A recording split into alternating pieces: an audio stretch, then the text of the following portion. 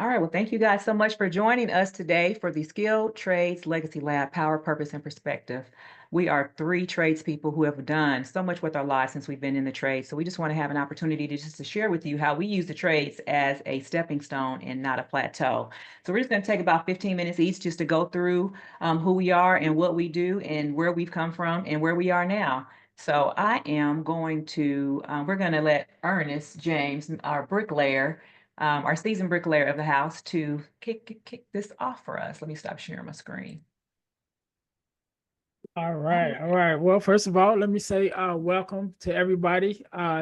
Thank you, Keisha, for this opportunity for us to be here. Also, Dom, definitely appreciate it.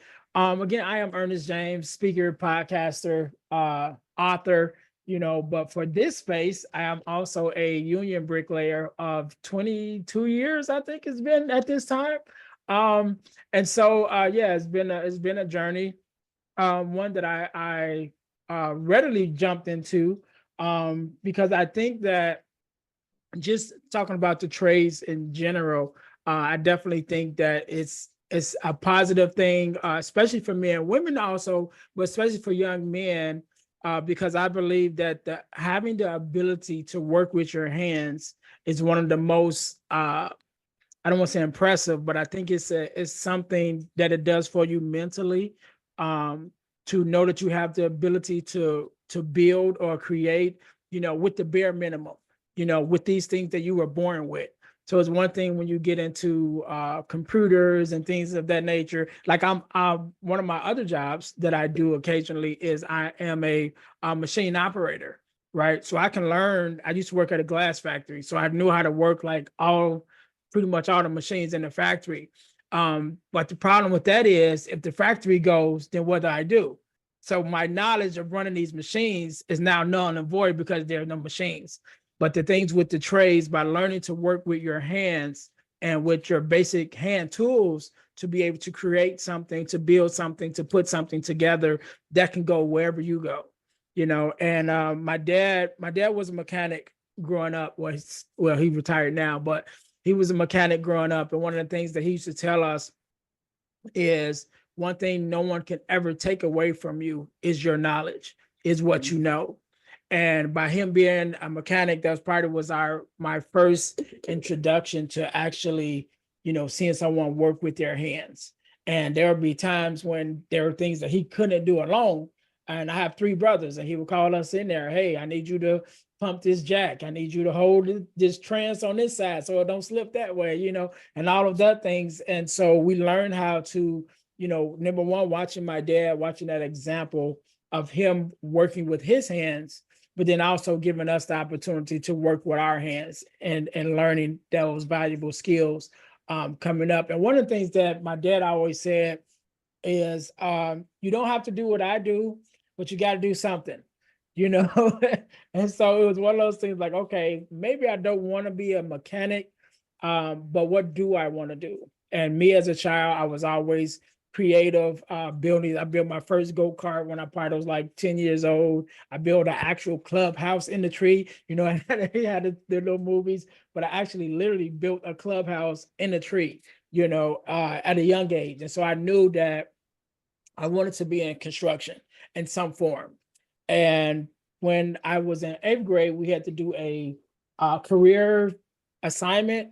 And so I was like, all right, what do you want to do? You need to write a report on it. So I was like, all right, I knew I wanted to be in construction. So I went to look up different fields inside of construction. And when I came across bricklayer, I was like, that's it. That's what I want to do. So yeah. See it yet. Mhm. Okay. Oh, I see it right there. Keisha Yeah, Blair okay, so we are live. live. All right, Ernest. So yeah, let's continue on. So we are here with the Skill Trades Legacy Lab. Um, hold on. So yeah, let's continue on. So we are. Oh, you're gonna have to turn your volume down on that, Ernest. That No, was that's actually that's that not was me. me. That was me. I'm trying to figure out how to put it. I'm gonna share it to my page too. Yeah, that's what I was trying to do.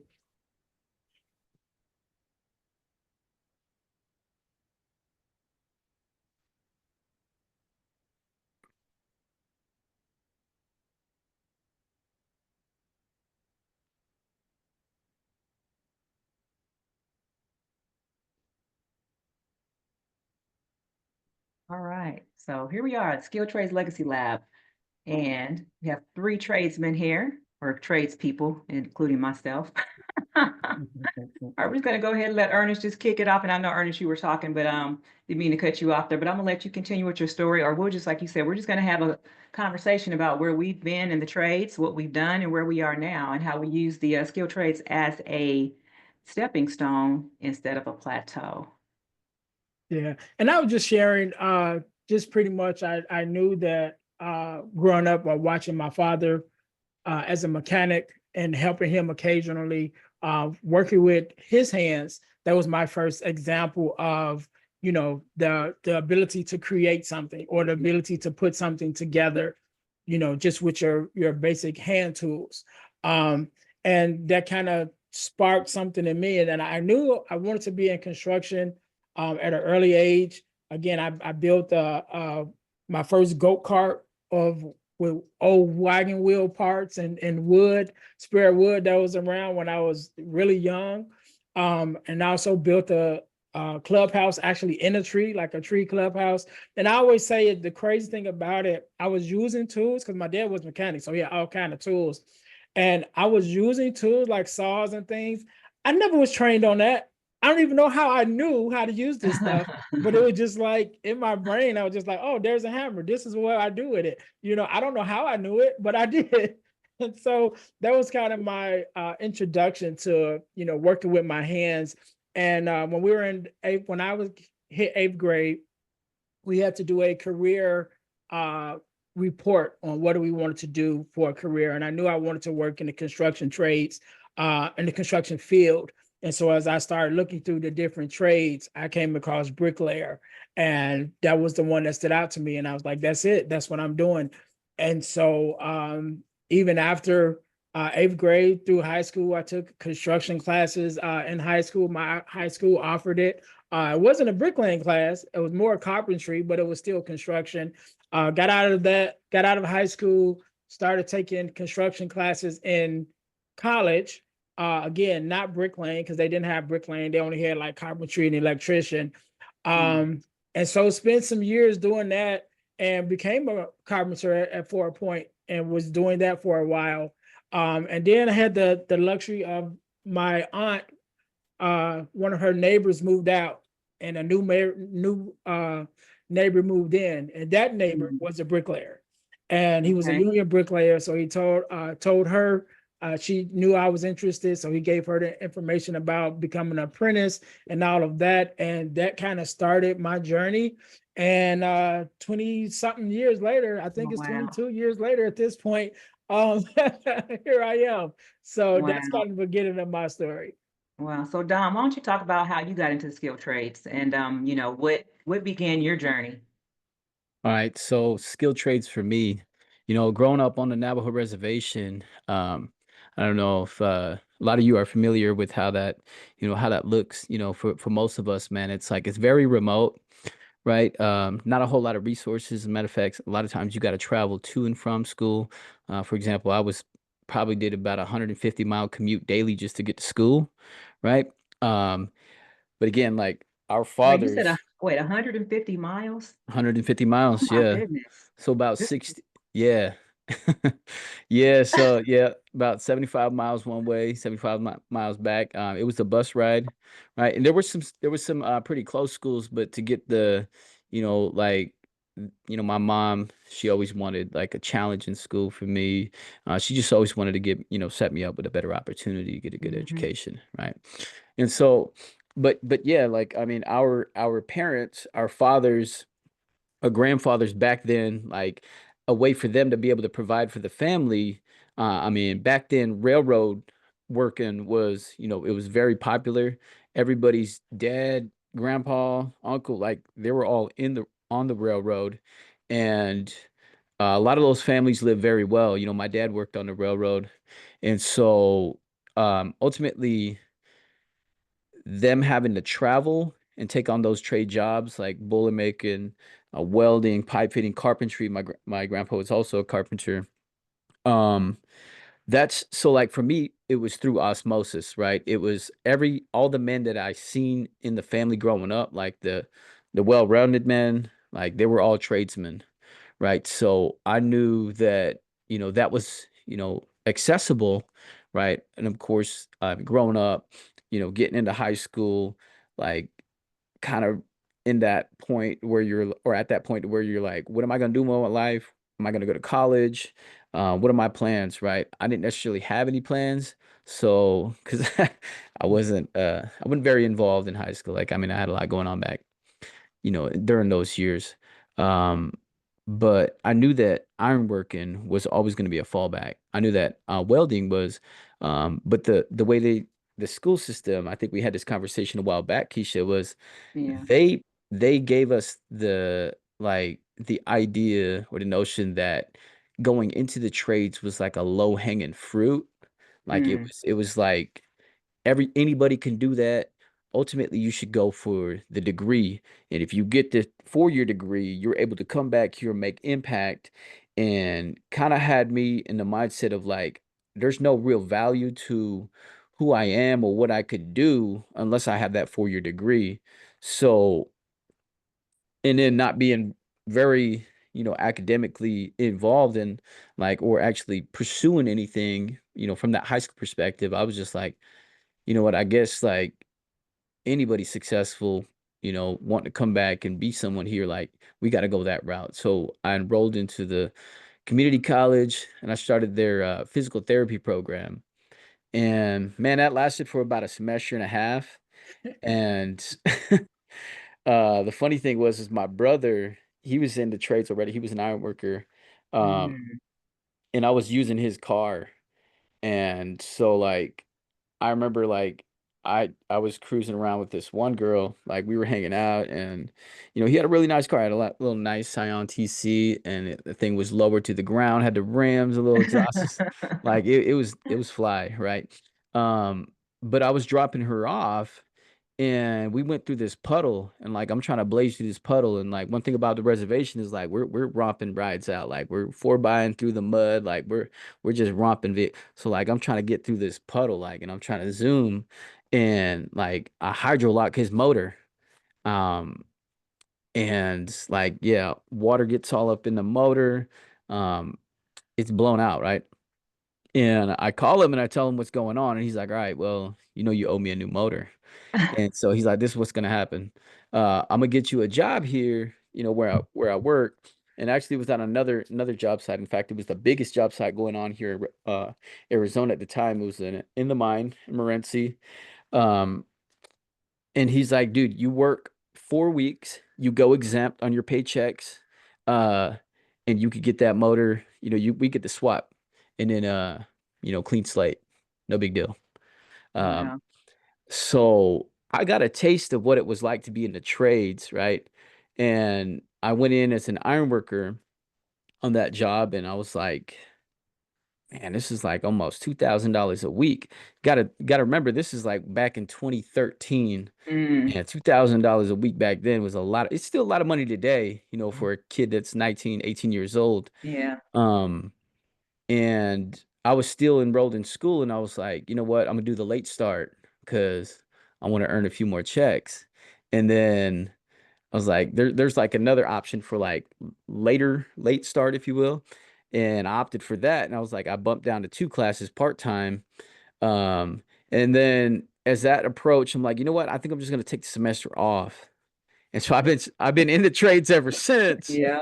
Um, but and then so like for me, it's just like we grew up in like a traditional home, Hogan style. Like part of my life, we Mm. ended up growing in that. It was like um you got to look at what a Hogan looks like. So I mean, all my I've life, never heard of that before. yeah, it's like it's an octagon house. You got a fire, no running water. We had electricity, but we had to build fires. Um, and so like my objective going in after like getting that car fixed for my brother was like, I want to build my mom a house, you know, and that kind of what drove me to be stay in the trades a little bit longer. I guess I was just trying to justify why I should stay in the trades, and that was Mm. ultimately like um but no, so so I realized I'm like, man, like this is like I can make a really good living doing the trades. And it was like fast forward, like I didn't have to go through the whole process of like schooling because I really didn't like school. To be honest, I hated school. Um uh and no, so like ironworking was my first introduction into the trades. Then we went into we finished that job up. My brother Carlos and I, we came back to Phoenix. We came back to the city and we enrolled back into school. Um, and my older brother came back to the city too. And his boss was like, yo, like, what are you guys trying to do for work while you're, back here in the city? And they were millwrights. So they did millwright, welding, ironworking, the whole thing, but primarily their focus was millwright work.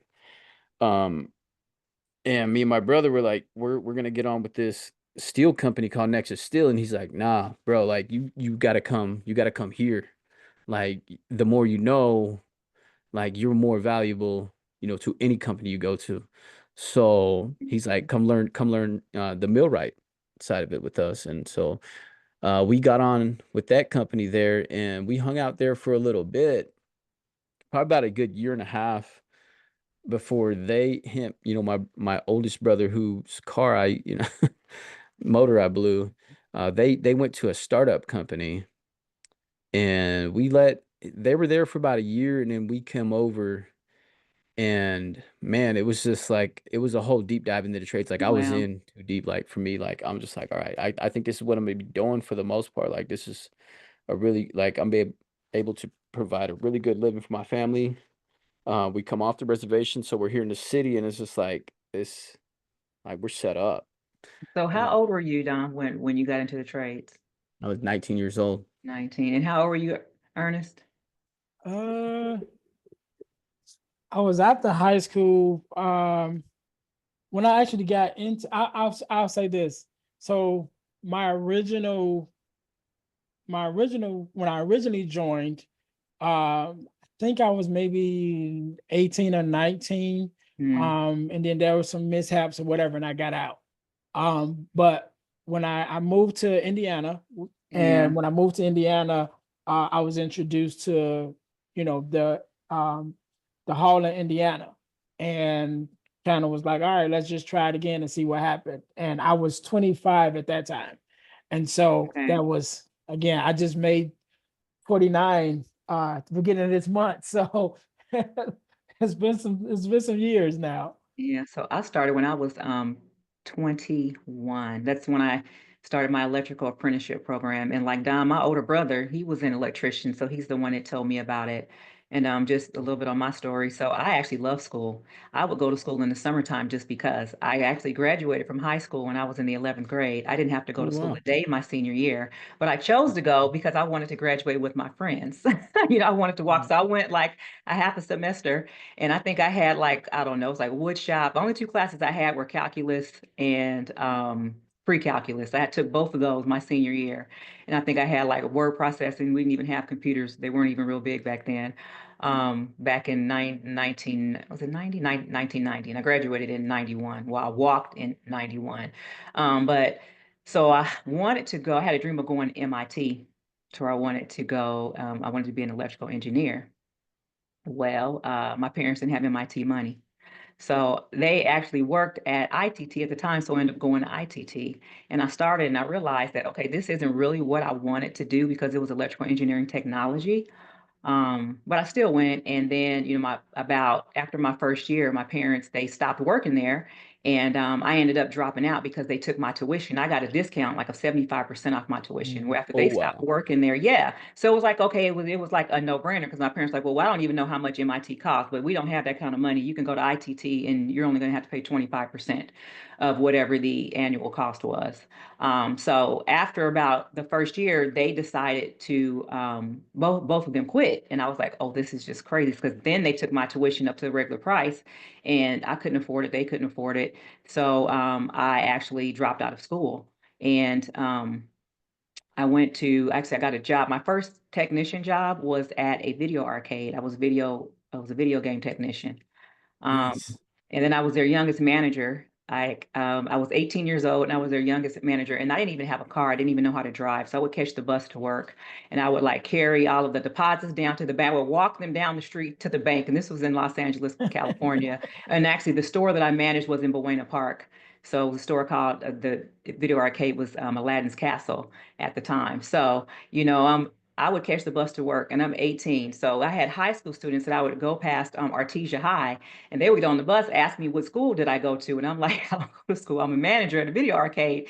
So all the kids would come up to the video arcade after school, and I would tell them that if they could beat me playing any of the games, and I would give them free plays. Well, they could never beat me because that's all I did all day was I would fix the games and I would play them, right? So my favorite was Mortal Kombat. So Ooh. so I knew all the combos, all the moves and everything, right? So I was so anyway, so after that, I got married and I moved to Memphis when I was 20 years old, had my son, and then my older brother told me about the apprenticeship program, IBW, and I said, okay, well, thought it was the same as going to electronic school, totally different world. And so I took all of the assessments that I needed to take, because at the time we had to take a matriculation test, through the hand-eye coordination test, and a physical. So I passed all of those, but they were just like, this is totally different from electronics. It's not the same. So I said, okay, well, I'll go ahead and I'll try it. And I think my first week of work, I was like, what did I get myself into? It was scorching hot. I had to stand up for 10 hours a day. I was in a job working like 6 10s, and I was like, this is ridiculous. I'm like, oh my God, I didn't think I was going to Did last. Did six not tens. want to make it. It was like in the middle of summer. So, Yeah. and then it gets humid and hot in Memphis. It was crazy hot.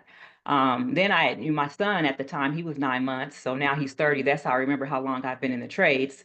And anyway, just, this hot, ratchet weather. And I'm like, this is just crazy. Why would anybody want to do this? So I stuck it out. And I think I actually stopped for a stint when I was a second year apprentice. I got pregnant with my daughter, and I took a break. And then that time off just kind of made me think about, just the money that I was making. Even though it wasn't much, I started out making $6.50 an hour. But then every year I was getting a raise. So I thought about the benefit of continuing on. So after I had my daughter, I went back to school. But one of the challenges that I faced was that there was they considered being pregnant a disability.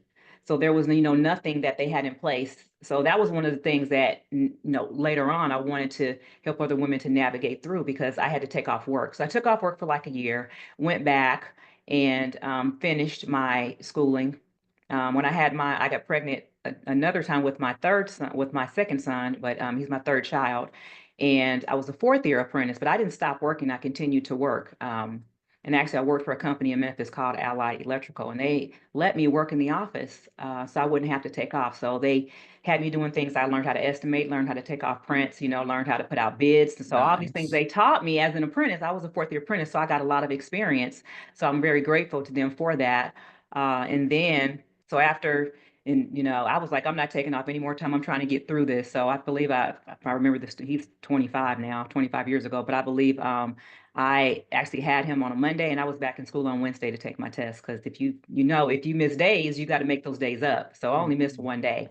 So Wow. then, yeah, so years later, I actually went back to school to ITT because it was very important for me to finish that. And I went back and got 2 degrees. I got one in computer networking systems and one in um, cybersecurity and information technology. So to finish the apprenticeship program, use it as a stepping stone, and then I went back and got my degrees in IT. It actually helped make myself more marketable when I went into the workforce.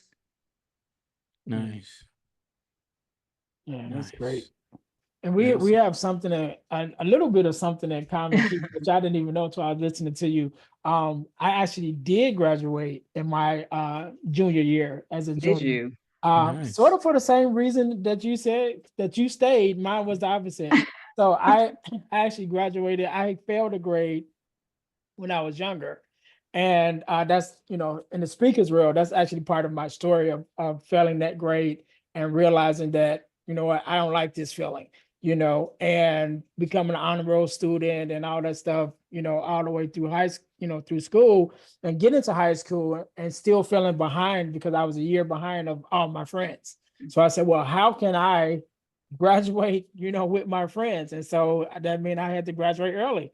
And so went to summer school and, did what I needed to do and graduated as a junior while they were graduating as a senior to be able to graduate at that same time. So yeah, so we have that in common. I didn't know Yes, that. yes. So Wow. and I know, oh, I'm sorry, Dom. No. I I'm was just sitting soaking here it in. thinking, just for the sake of time, because I know we got at least, I think I put us on here till like 1:30 because I knew we were probably going to get started a little late. But just thinking about, like, what you've done beyond the skill trade. So Ernest, and I know you were talking about mental wellness and suicide Mhm. awareness. Why is that important to you to speak on from, just of everything that you've done in the skill trades? And here you are, you're in for, what is it? You've been in for 20 something years, 22 years? I think I want to say 22 years. Okay, for It's 22 been, years. yeah. So, and, I've actually known people who actually committed suicide. I know people who've lost their lives on the construction site, but just from what you've seen, what makes you passionate about speaking about suicide awareness in the trades?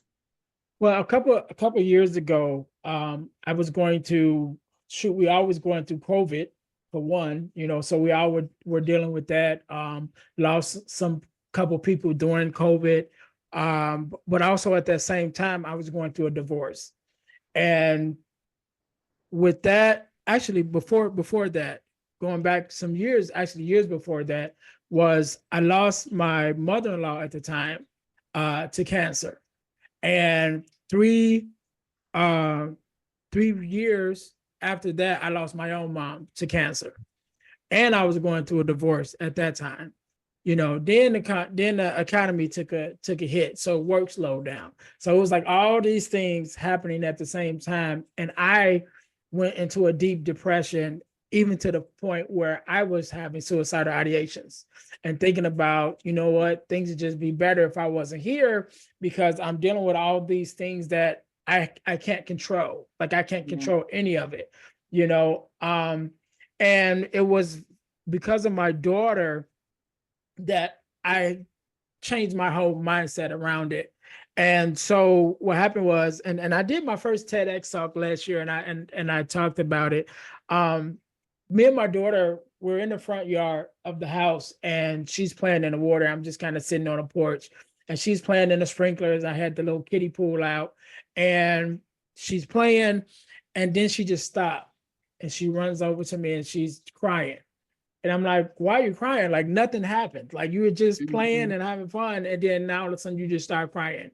And she looked at me and she said, I miss my grandmothers. And Wow. she probably was only like 7 or 8 at this time. And so that was a wake up call to me, because my daughter was a daddy's girl, and my daughter Mhm. is my only biological child that I have.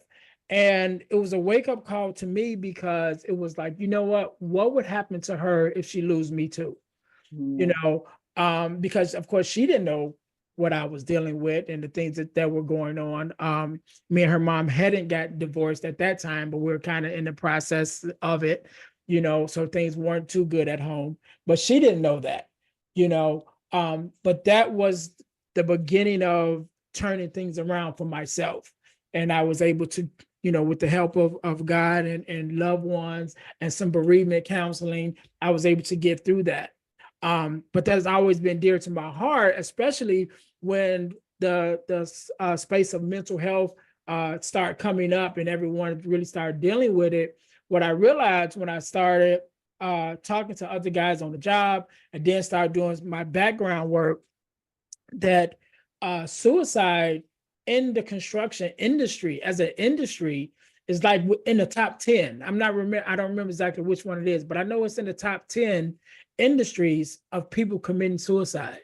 And so I thought about, even my experience of going through what I was going through and not talking about it, going on the job site and hearing guys, that's dealing with different things and leaning to drugs in order to cope with it, leaning to alcohol in order to cope with it. And then some of them even losing their lives as a result of, the habits that they picked up just to cope with the things that they were dealing with mentally. And so that's why it became so important to me to be vocal about the fact that, no, I know I'm not the only one on this job site that is dealing with things, but it takes someone to be the first one to start the conversation. And so that was what was important to me, just start having a conversation. And most recently, I was working on a job with a laborer, and it was just the two of us working together at this particular job that we had going on. And he said, what did you do this weekend? You know, the past weekend. And I had just did a speaking event. And so I said, hey, yeah, we had this speaking event and I was one of the speakers. And he was like, oh, that's interesting. You know, and I was like, yeah, I got a podcast. And so he asked me, you know, like what the podcast about. And so I started to tell him my story about, you know, suicidal ideations and getting through that and all of that. And he began to share some things with me of his experience and loved ones that he had lost to suicide. And we had maybe about a 45-minute conversation before we had to go to lunch. And when we came back from lunch, he was like, you know what? I just want to tell you, I don't connect to people that often, but you're a cool guy and you're a good guy to know, because what I've just shared with you, I've never shared with anyone.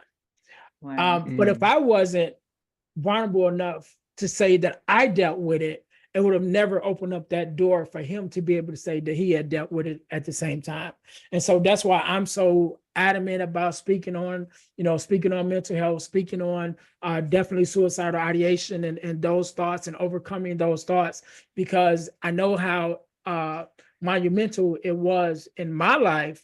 And by me being able to speak about it more, especially on the job site with other men, I think it opens up a door for all of us to be more vulnerable and to deal with the things that we're dealing with better.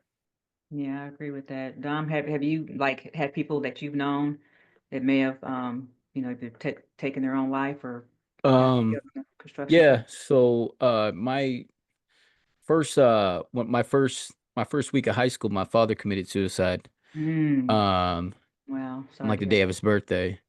Um, and my sister, who was a mother figure to us, because like when dad was traveling, mom would go with dad sometimes. She'd be like out in Illinois, we're in Arizona. My sister, uh, who, you know, she took care of us, she left us through suicide.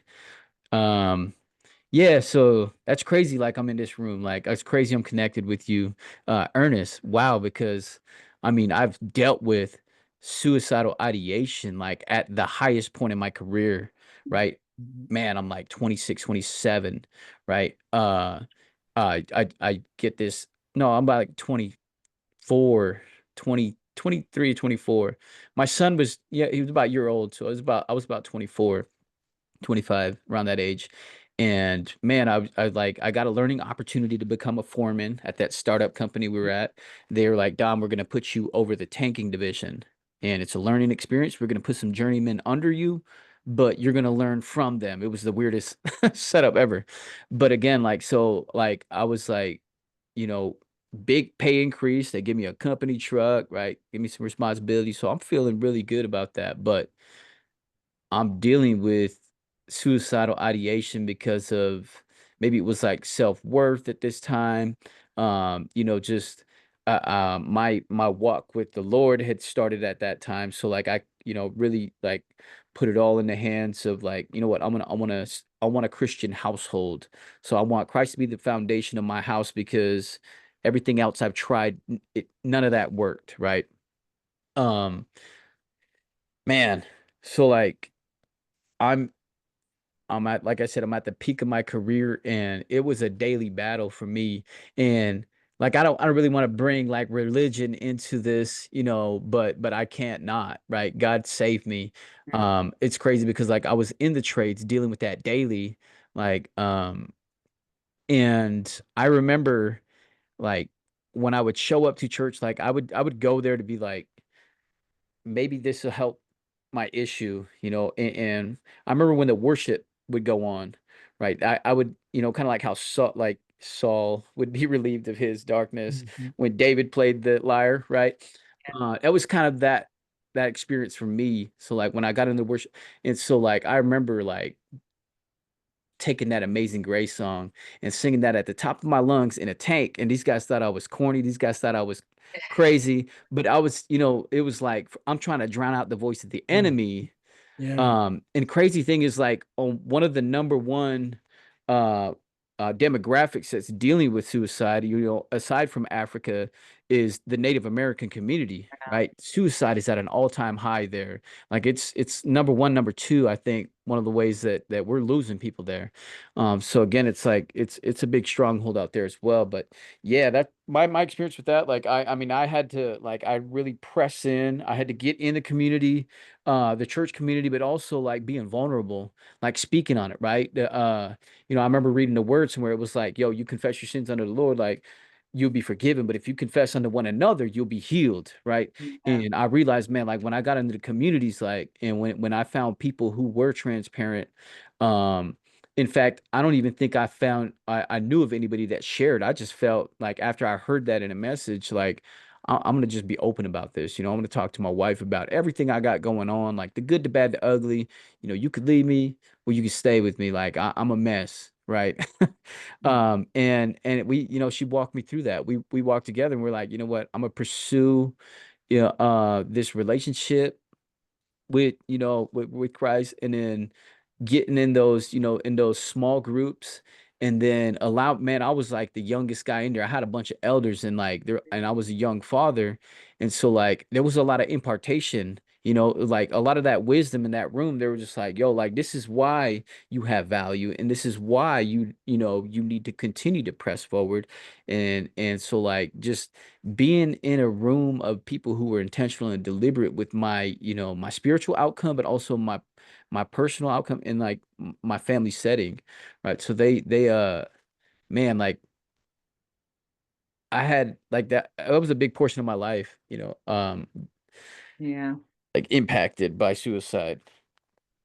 Yeah. Um, Yeah, so, when I think about people that I've known that, have taken their own life, and there's no HR on a construction site. So that's Mhm. why, what I talk about is just the communication piece, because sometimes there is nobody for us to go talk to. You may have your union steward that you can go talk to, but sometimes it just depends on, you may not even feel comfortable doing that. I know there's times where I've been on the job site to where it may have been a situation and I may have gone to bring up whatever the issue was, and I didn't feel like it was handled to my benefit. But I guess, whatever was going on, they have to mediate between the company and then the worker.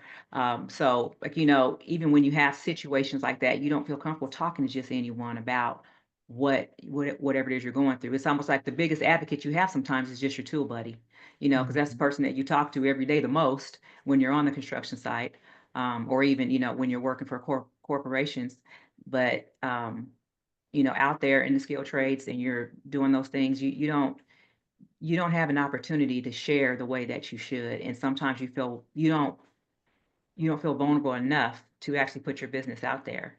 And then, some Mhm. people end up dealing with it in their own head. But just from my perspective, that's why I'm passionate about talking about just the communication piece. So people feel open enough to go and talk to someone and even understand what's going on with them, let alone what's going on with somebody else. Um, and just like you mentioned, I felt like it took me years, really just recently, to where I felt like there was a disconnect within me, and I was always looking for something outside of me. And it wasn't until I turned within myself to where I found God within me, to where I realized I didn't have to seek anything else outside of me. But, me growing up in the church, my father was a minister. So I read these things, knew them, but I didn't really comprehend the way that I should have. So now at 51 years old, it's like I finally came to the realization that everything else that I've been looking for outside of me resides inside of me. And I had to connect with myself to connect with God to realize that, okay, it doesn't matter what anybody else thinks. And if I'm feeling a certain way, there is help out there. And I need to seek that help and not be worried about how somebody's going to judge me or perceive me. So when I talk to people about the skilled trades or talk to technicians, I try to get them to understand that it's okay to talk, and you shouldn't feel like you can't share with someone. And even if it's not me, find somebody that you do feel vulnerable enough to share what's going on inside of you. Yeah. I think that's another thing we got in common, Keisha. I was a PK too. So Wow. Wow. That's awesome. Yeah. So, Dom, just from your perspective, and I know what your topic that you're going to talk about today is just basically about leadership and being a servant leader. So, how has that impacted you, even from the construction site? Man, servant leadership, right? So, man, let's go all the way back to when I was a kid, right? Like I always wanted to like for some reason give unsolicited advice, right? For some reason, like I don't know why, like I was wired to have a solution for everything. And let me tell you this, like if you're in a marriage, like don't have a solution for everything. Like sometimes it'd be better to just be a listener, right? No, but so servant leadership, wow.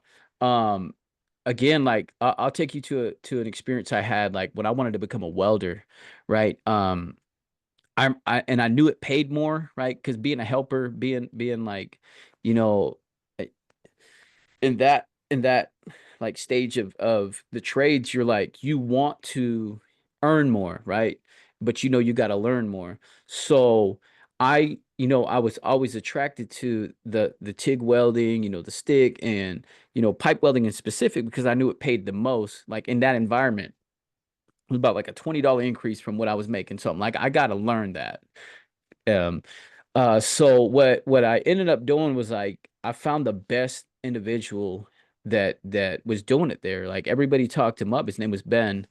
And Ben was like this very like toxic, masculine, like I don't know how to explain it. Like he was like he just fresh out of prison, but like and like he just cussed like a sailor, like always like and so he's like, why do you want to learn what I learned? And I think had like, he didn't really care to teach or, like, he didn't really wanna, like, just have Share the that patience to do it. knowledge. Yeah. And Mhm. so, like and, like, kinda would like put me down a lot and like he would how the trades is. You talk a lot of trash and stuff. And so like we go back and forth, I'm capping back too. But ultimately my thing was, you know what, like I gotta get next to this dude. So I'm gonna prep everything for him. Like I'm gonna pull his leads out, I'm gonna get his rod ready, like I'm gonna prep his materials, his surfaces, and like I'm gonna wait for him to perform and I'm gonna start taking notes. And so like when what I would show up daily, take the initiative, and I'd start prepping everything like I was gonna be the dude doing the job. But knowing very well there was a welder there already. And like in the trades, it's like that welder mindset, you're the journeyman guy, and you kind of like, sometimes like it's just like they expect everything to be done for them. So like I was giving him the benefit of the doubt, like, bro, like, yeah. And so like I'll show up every day, just making his job as easy as possible just to get that knowledge in.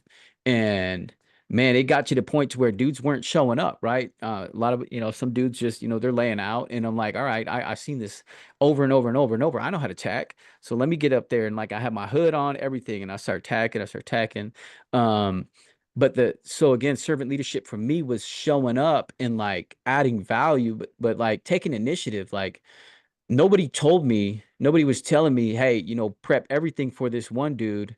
It was ultimately just like I felt like most apprentices, they were waiting to be told what to do Mm. and kind of like wanted to be directed. I knew what I wanted. I knew that I wanted that specific skill because it paid the most in that environment. So I'm gonna do everything I can to show up and maybe even get a conversation or get a one-on-one like, yo, show me how you do that. I never got that. I had to like wait till he performed and then take notes, right? And so eventually, he started to, soften up a little and he started showing me some things.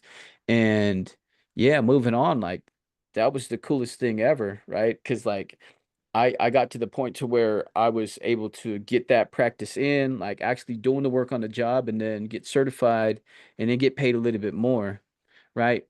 Um, so for me, yeah, servant leadership, it was like, man, like from the hand side of it, it was showing up early. It was, I mean, operating in integrity. Like, I think I had some notes like, um, ultimately it was really like, how can I make this dude's job easier? But from the leader's perspective, it was like, man, like I want to transfer everything I know to this individual, or I found certain individuals who really wanted to grow and to do what I wanted to do. A lot of times I didn't have to find them. They showed up because I'm Mhm. doing my craft so well. Like they're like, and I got a kid right now named Danny. I'm I'm I'm just imparting him daily and I'm coaching him, training him up on fitting and welding. And he's also an apprenticeship. But he's like, Dom, he's like, it's crazy because like I get more from you being here in the field than I do my class.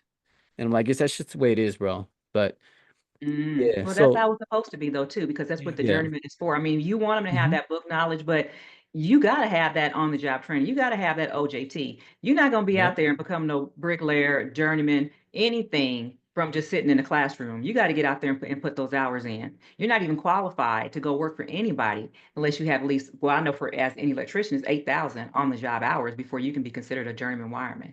Yeah. Yeah, yeah.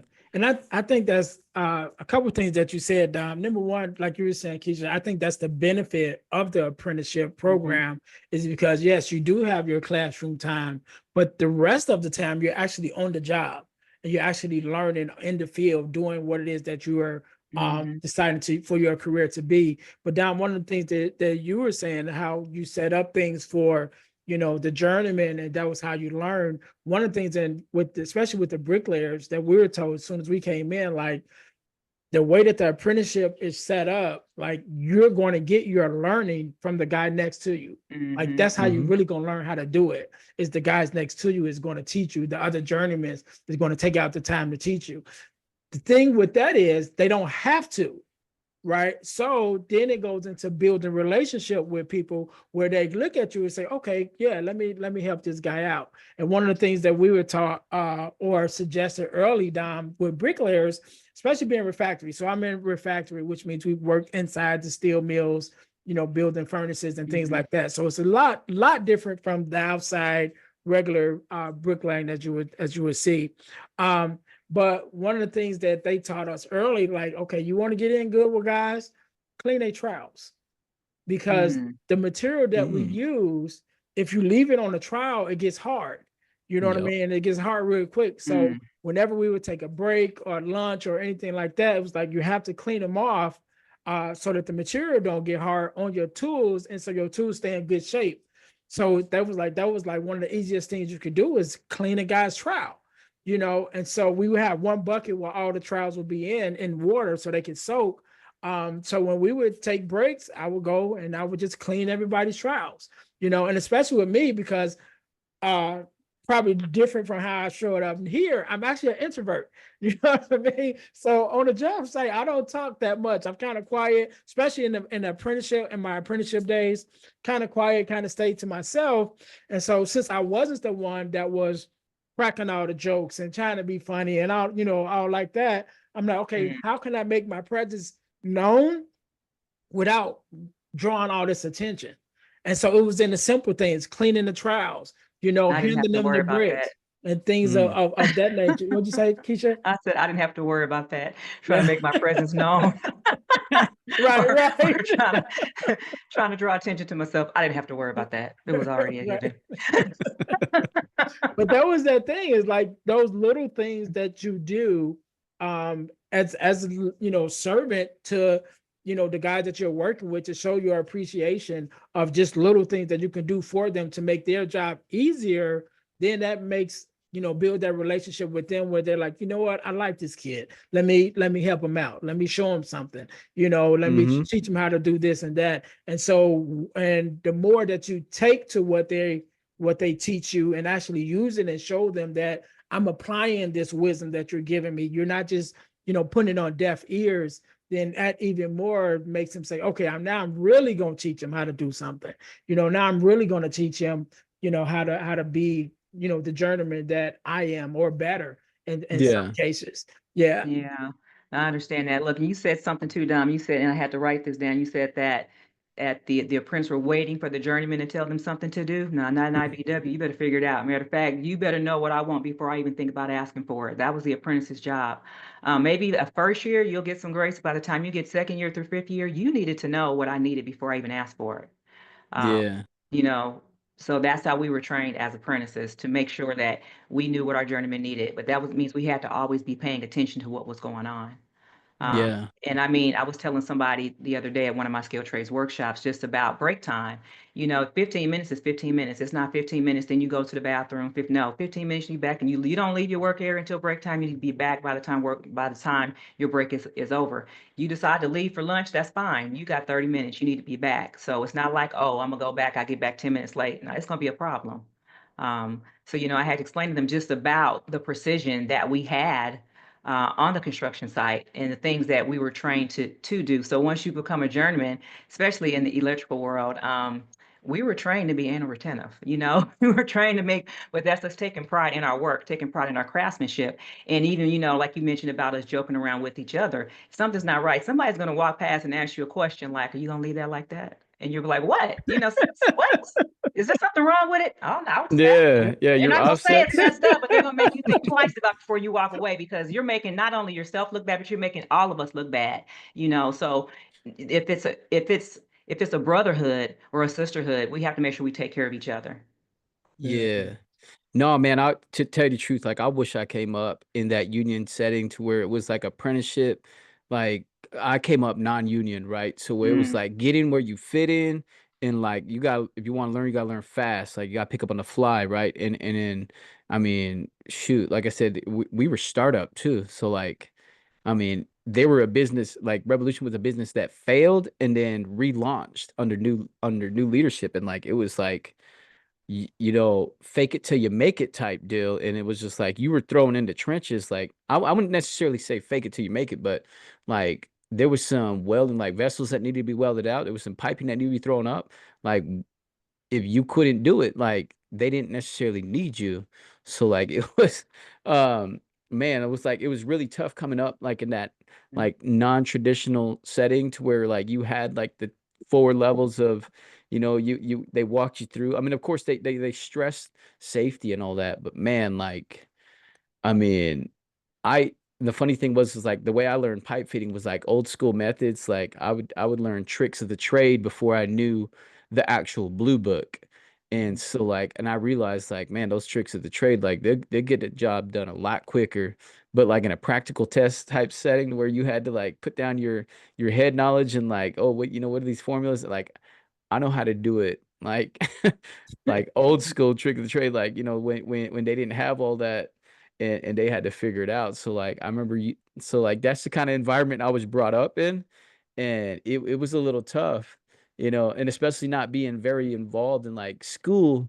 Like my mathematics wasn't all that. And the funny thing is I chose a trade that specifically used trigonometry to help you get your job done a lot better, right? And so having to learn that, I'm just like, all right, no, it's not that I can't learn it. Like you got to want to learn these things and you know that old saying, the more you learn, the more you earn. Like it's so true. Well, I'm going to say this. You talked about trigonometry. So I hated geometry in school. That was, even though I love math and science, geometry was not one of my favorite subjects. I didn't realize how beneficial it would be to learn it, especially, just bending pipe and different things like that. But Mhm. I had a friend of mine. We would always go shoot pool all the time. He would never let me win, never let me win. It was like I had to learn. So because I wasn't good at getting the angles, and they always call it English, it ain't nothing, no English out there. But anyway, I had to learn it. So that actually helped my skills as far as me bending pipe, having to learn those different angles on the pool table. Mm-hmm. Yeah. I Wow. eventually ended up beating him though, by the way. Yeah. Nice. Nice. Well, we're Nice. we're different in that way, Keisha, because I actually love geometry. Oh, And I loved it because even at an early age, knowing that I wanted to be in the construction field, just learning the angles and all that stuff, wow. I automatically could equate it to I'm gonna need this in the future. So yeah, that was one of my favorite favorite classes was Mhm. geometry.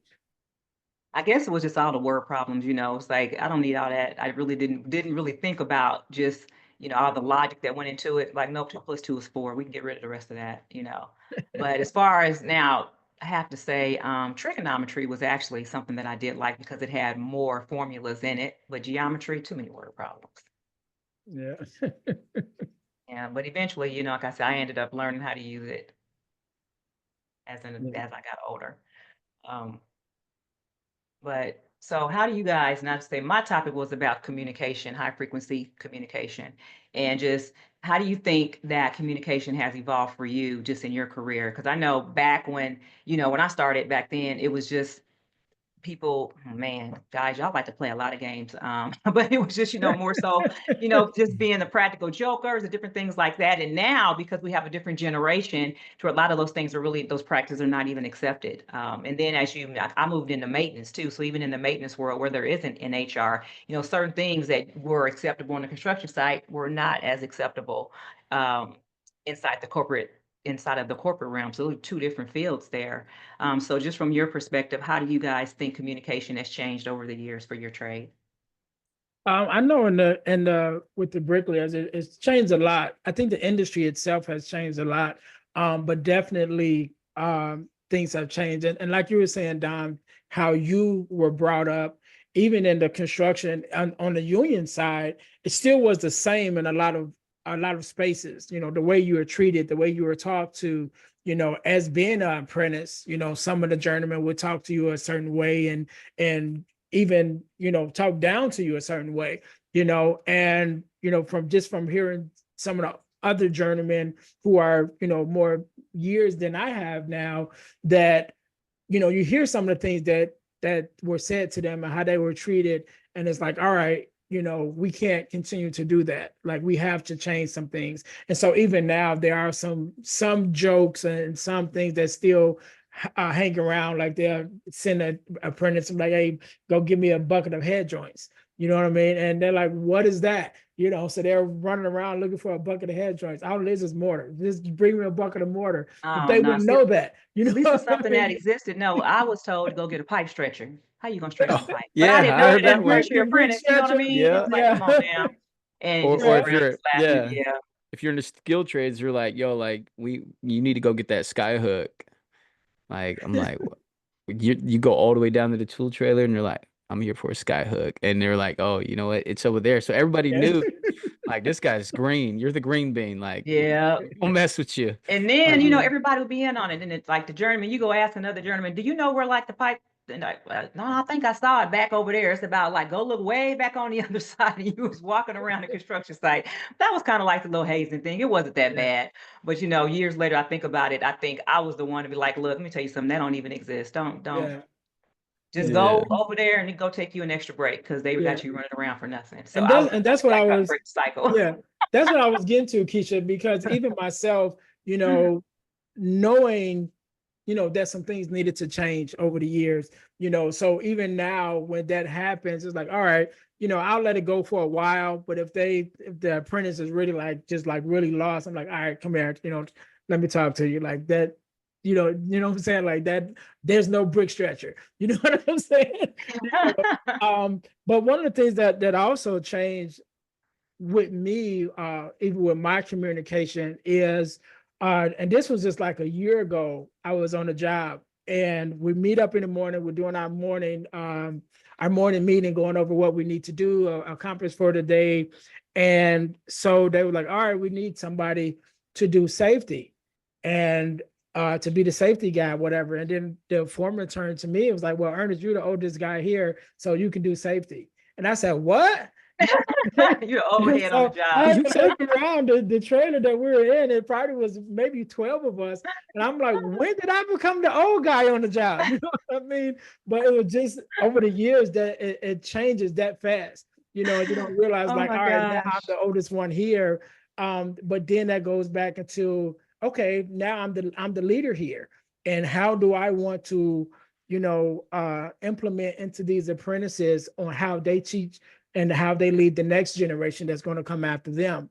And so, you know, yeah, there are still some joking, even with me, you know, with the brick stretchers and things like that. But Brick so stretcher. it's That's just so really funny. I'm getting sorry. into it. Yeah, but really, you know, imparting in them like, all right, this is how you treat one another. And I remember even having a conversation with one of the younger apprentices, because we have our laborers that work with us. And he was a younger apprentice. And, you know, I guess in his growing up, probably from his father or whoever, it was like, well, the bricklayers are here and the laborers is here. And so by him being, even as an apprentice, I'm gonna talk down to this laborer, right? But the laborer is older than him. The laborer is actually older than me. You know what I mean? And I'm like, bro, I understand where you got this from, but let's not Yeah, we don't do get it that. messed up. Like, number one, he's your elder. Just in being a man. You know what I mean? Like, he's your elder and he has way more experience on the job than you have. You know, just because his title says he have to serve you, you don't get to talk to him or treat him any kind of way. Like there's going to be respect on this job that's going to be given, and all those bad habits and things, the way we were treated, growing up, yeah, some things have to change, and that's one of them. Like he's a man just like you're a man, and you're going to work with him, but you're not going to talk down to him or anything just because you may feel his position is lower than yours. But yeah, so all of those things begin to change over the years. Again, when I became the old guy on the job, I'm like, all right, well, this is how I'm going to teach the ones that come to me afterwards. So Yeah, I had a Yeah. friend of mine that said the same thing. He was just like, when did I become the old head? I was like, man, we've been in this for like 30 years. Yes, we are the old heads, yeah. Wow. I guess that's the threshold. About 20 years is when you become the old head. Wow. Yeah, just Shoot. thinking about that. But as far as like, when I think about communication and just how we, like you mentioned, how we talk to one another. And like you said, just thinking about being the laborer, being the apprentice, and being the journeyman, and then being the foreman. You still got to go home. You still got to get off work. And like I said, there's no HR out there, so you can't just talk crazy to somebody and then think that is going to end up well for you. So you still have to have respect for other people.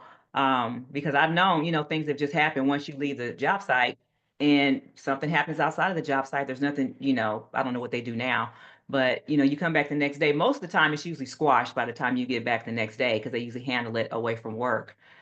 People don't want to end up losing their jobs, but of course, being in the union, if you do, you just go back to the union hall and then you go work somewhere else. So I think that sometimes the downfall is that you do have that flexibility to go and work somewhere else, and people just feel like they can just say and do certain things without that respect factor. So I really think that that respect piece is really important, But when even you're working with even someone.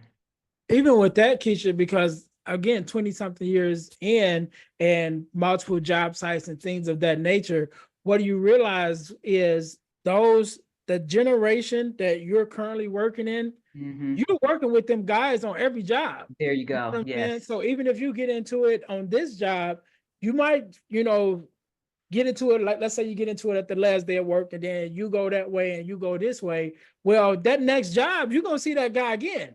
You know what I Yeah. mean? Mhm. And if It, he's still upset about what you said or what you did, now you just brought that same energy to the next job site, and because yeah. you're gonna run into each other again. And I remember there was an incident with me, and I never get into it with anybody. Keisha know me more than Dom, but like I'm like the coolest guy. You know Yeah. what I'm saying? But there's one guy was on the job site and he had some issues that he was dealing with, and he used to drink and things of that nature, and this just was a bad day for him.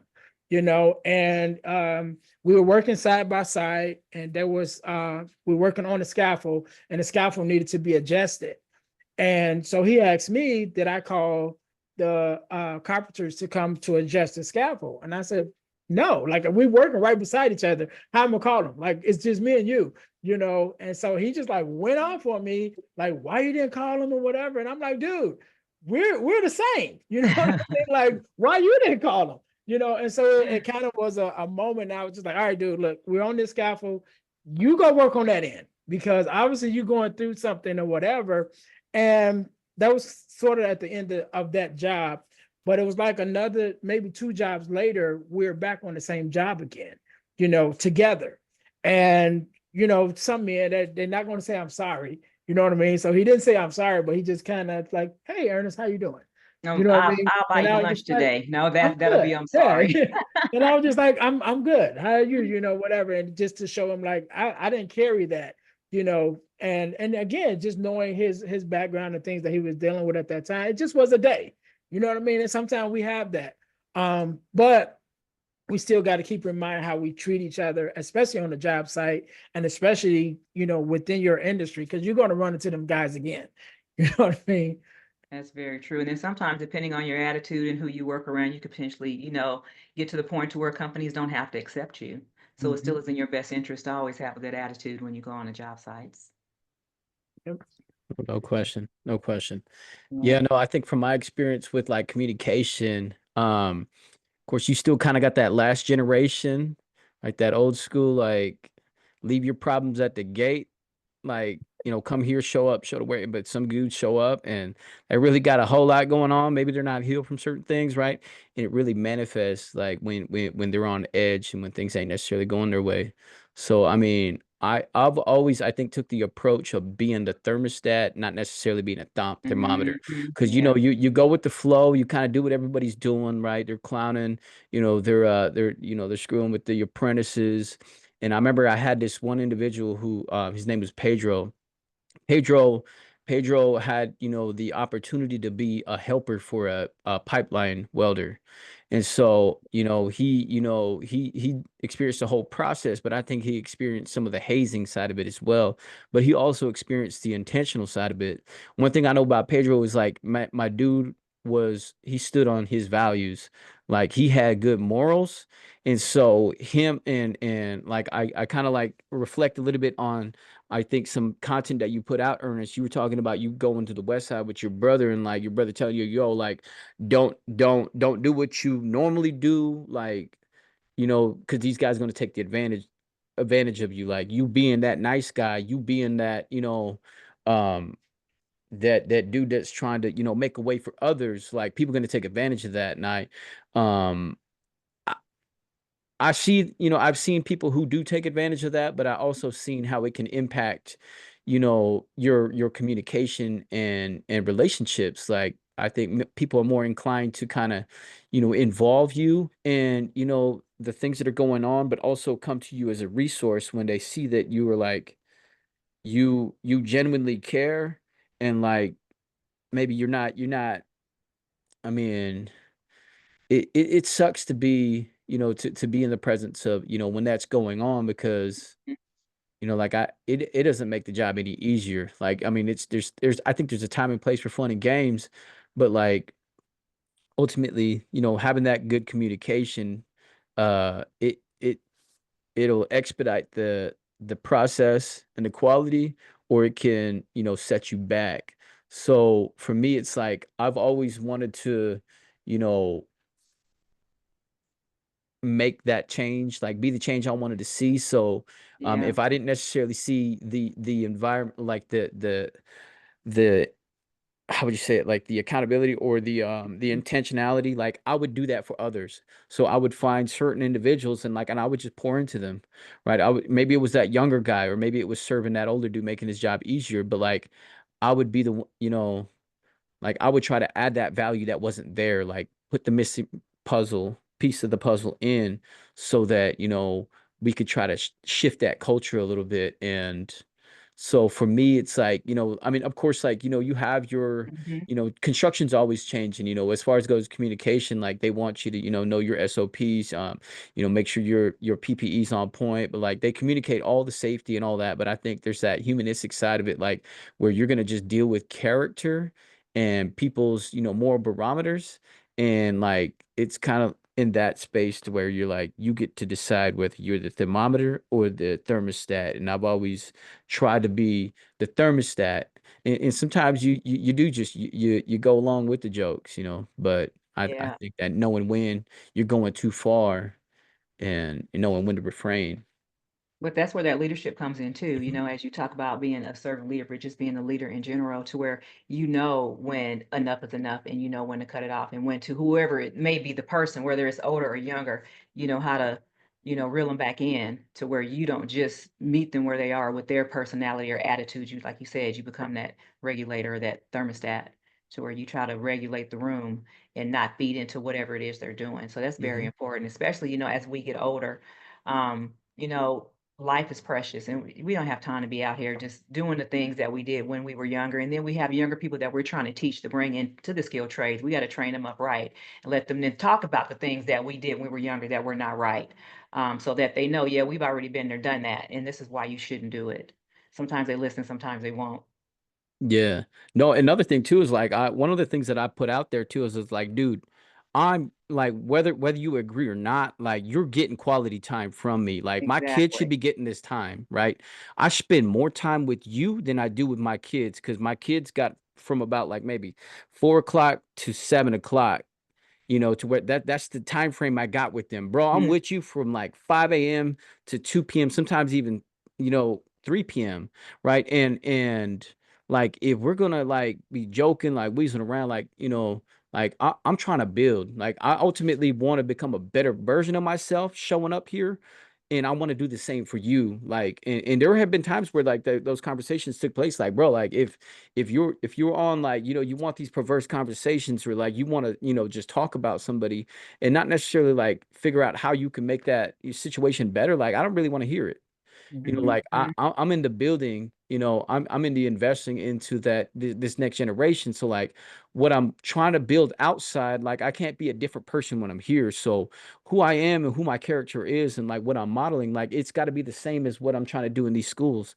Because like if I go to those schools and I'm trying to model like, character, or I'm trying to model like, showing up as a leader, and like, and that's not what I'm doing on the job. Like, I'm Yeah. I don't explain it. Like I'm not hitting the mark. Like, Yeah, well, I'm going to say this one thing I know that we all have in common is that we're pouring into the next generation, right? And like even now, we all met through Next Level Speakers Academy. So shout out to hmm Next Level Speakers Academy who has their conference coming up this week, June Yeah. 6th, 7th, and 8th. I will be in Atlanta. Ernest, I know you're going, or Dom, are Yeah. you going to be in Atlanta? nope, nope. Oh man, you're gonna miss it. I'm telling you, it's like I I said, know. it's the family I reunion. I went last year and it blew my mind. So and this year's every year just keeps getting better. So I'm definitely going to be there. But because of the love that we have for pouring into others, it brought us all together to where we're now on this platform. Even though we've done different things as far as skilled trades, we even speak on different things Yeah. when hmm we go into the schools and talk to the kids. But ultimately, our goal is still the same. We want to bring people through the skilled trades. We want them to come through better than what we did. That's my goal and that's my mission, especially for women in the skilled trades because there's not very many. There's less than 4% women across the country on all skilled trades. And I didn't even realize that it was something that I could do when I was in high school. It never was even an option. Like I said, until my brother told me about it. So just knowing that, if I would not have done that, I would have, don't tell them what I would have gone into, but it wouldn't have afforded me the opportunities that was presented to me so that I can take care of my children the way that I did, take care of myself and have the things that I have now as an adult. Or as a seasoned journeyman electrician, and now I have these options and I'm not in debt, even though I went to college, but um, college wasn't the first road that I took, but I still went to it. So I'm definitely not trying to tell kids don't go to college. If that's something that you want to do, I'm all for it. My son is going to Clark Atlanta this year. He's 18. He just graduated, but somebody still got to fund it, right? So it still has to be paid for. And I don't want to start him off with his life in debt. So the skilled trades is definitely an avenue to where, yes, you can hmm get paid. You can earn while you learn. You can go to school at the Yeah. same time and still go on the job site and work to make that, make money. And then I tell the kids are like 17, 18. By the time you are 23 years old, you could be making six figures. Oh yeah, yeah. No, that's yeah. Yeah. And then, going back to how I started the conversation, one thing, my dad always said, one thing no one can ever take from you is your knowledge. That's And right. so you always have that to fall back on. And so that's when I'm talking to kids, going into the schools, and I ask my first things like, all right, what are you going to do? Like, what's your plan? And a lot of them don't have a plan. And I was like, okay, choose one of these trades that you can learn while you try to figure it out. So while you're trying to figure out what you want to do, learn something that you can make good money, take care of yourself, and be able to support a lifestyle. And then when you say, okay, I have an idea what I want to do, especially after your apprenticeship ends, if you choose to do something completely different, you always have that to go back to. You always have that hmm knowledge to go back That's to. right. But you're at Yeah. least able to Oh, build yeah. a solid foundation while you're still trying to figure it out. You know what I mean? Because I hmm know, coming out of high school, a lot of kids don't know what they want to do. And then some of them do know that they don't want to go to college. Okay, well, here is an option where you can Yeah. still make good money, still, build the lifestyle that you are proud of, and be uh, a great addition to humanity, should I say, Yeah. and you can do all that while you're still trying to figure it out. So again, if you decide after your apprenticeship, you got your journeyman card and you decide, you know what, I don't want to do this anymore, you still have that to fall back on. And if you decide to stay with it, again, once you get that journeyman card, I think we work anywhere within the 50 states. and Puerto Rico, I think your journeyman Mm, card is good for. So you can Mm. travel. You know, I've traveled with work and going to different states and be I like, all have right, you know to. what, I'm gonna go here for this job. And especially if you get on a big job that lasts a couple of years, you know, you talking about making 6 figures, Keisha. If you add in per diem and all of that, you can Ooh, Yeah. make a whole lot of money, you know. And yeah. so, yeah, just letting them know, okay, even if you don't have an idea of what you want to do, at least start here and build this foundation that when you decide to go do something else, you can always come back here. Look, I'm going to tell you this. One of the things that, because I've done other things as I'm hearing you talk, I've left the trades a couple of times. And then one thing that keeps bringing me back is because there's very few jobs where I can go and do and make as much as I make, you know, being in the Mhm. skilled trade. So it's like, yes, I've gone and worked in food and beverage, you know, being a food and beverage director for certain properties, certain hotels. And it's like, but I'm working like, man, 80 hours a week making at the time it's like $60,000 a year. Well, if I'm going to work 80 hours a week, I'm gonna be making a lot more than $60,000 in this Mm. skilled trade. So it's like it was something like I said, it was nobody could ever take it from me. So if I didn't like what I was doing, it's like, okay, well, I know I can go back to doing this and make the money Mhm. that I need to make. But one thing I'm gonna tell you, the one thing that it really taught me how to do was to budget and how to save, because you know, on the construction sites, you work yourself out of a job. And Mhm. sometimes, depending on, you know, what era we been in, there's been times to where I've gotten laid off and there was no work. But when you work those 712s, work those 610s, you work those jobs to where you can save that money if you learn how to save your money up so that you stretch it. So, you know, even now, fast forward to being an entrepreneur. I was released from corporate last year in March. Right. Actually today, March 31st, this is my 1 year anniversary to where I was 100% released, to where I got my last paycheck from them on May 31st of last year. So just to think Wow. about, you know, I still got everything in my home, still got food in my refrigerator, lights are on and all of that, because I learned how to first save, but I also learned to hustle and grind from being in the trades, because you're not just going to show up and just sit around and not work. So they teach you the Hmm. good work ethic. So the leadership, and my podcast, Alpha Intuition, I'm in my third season of and it's leadership lessons I learned in the field. I started thinking about all of the things and all of the lessons that I learned from being on the construction site, being in the maintenance rooms, to where I'm taking it now into entrepreneurship. So all of that coupled with learning how to budget my money and learning how to make it stretch, you know, just all these different things that go into play to shape me and mold me to who I am now, that helps me on my journey as an entrepreneur. Yeah. But why don't you guys talk about like where you are now? Um, from where you started, because you know we're in the skilled trades, but I know you guys are both entrepreneurs as well, and you're in the speaking industry and you speak to kids. So let's talk about where you guys are now. Yeah, well, definitely, like you said, we all met at the next level speakers, because we're all speakers now and speaking at different areas. But even in business, especially this year, I say last year and this year has been the most. I would say the trades has played a big part, because your job is your first investor. Mm, And because of the skills that we have and the amount of money that we make, we're able to invest in our business and still maintain our lifestyle at the same time. You know, and so I think that's been one of the biggest things that the trades has been to me in these last 2 years, as being, you know, a speaker, also a podcaster, you know, like yourself, Keisha. I think I'm 180 something episodes in on my original podcast, the Deal to Heal with E. James podcast.